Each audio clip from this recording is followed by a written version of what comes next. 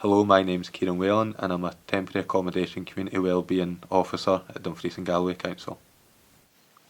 Can you give us an overview of Dumfries and Galloway's Council's Housing Options and Homeless team? What do you do and what are the different elements of your services? So from a temporary accommodation perspective, we provide temporary accommodation across the region. We have over 200 tenancies at the moment of people that are in temporary accommodation. And from an officer's perspective, while people are in temporary accommodation, we maintain contact with our tenants that are in the temporary accommodation from the start to the end, and we also do 6-week sustainment checks as well to make sure everything's settling into the permanent accommodation properly. Where are you based within our region? Where can people access your services? So we have 4 offices across the region, one in Dumfries, one in Annan, one in Kirkcudbright and one in Stranraer, but we cover right the way across the region.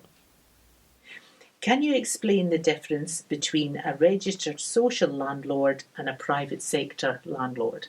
So a registered social landlord are your likes of DGHP, Cunningham Housing, Lorburn and Irvine Housing, and they're Scottish assured tenancies, which are seen to be more permanent tenancies, whereas with a private sector landlord you don't get that Scottish assured tenancy.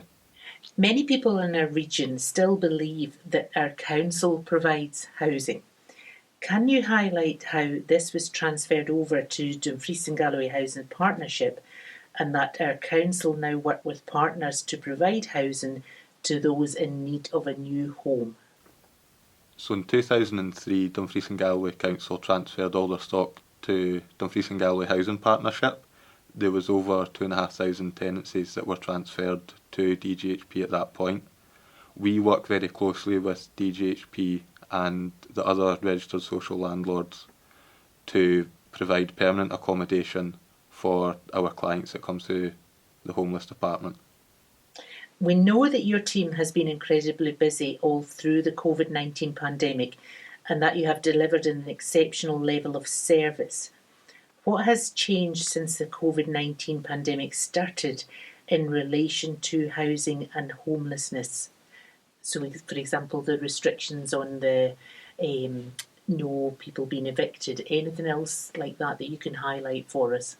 So from our temporary accommodation perspective, we've still been working face to face with customers right the way through the coronavirus pandemic. We've obviously had restrictions in place of when and where we can meet them.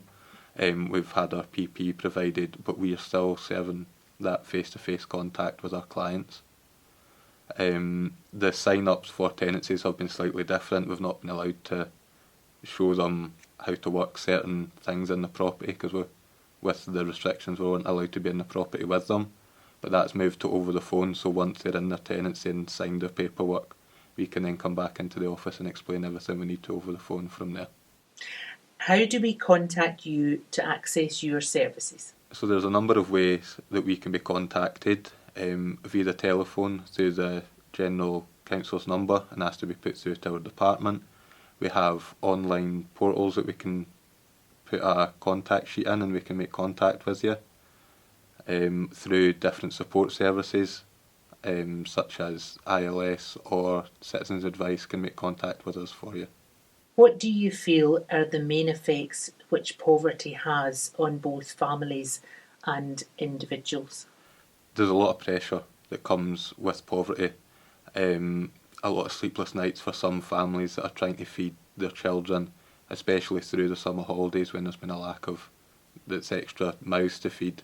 When you're not working or your hours have been cut and you've been furloughed, you're not getting as much money. And there's always that fear of where the next meal's coming from or can I pay my bill at the end of the month.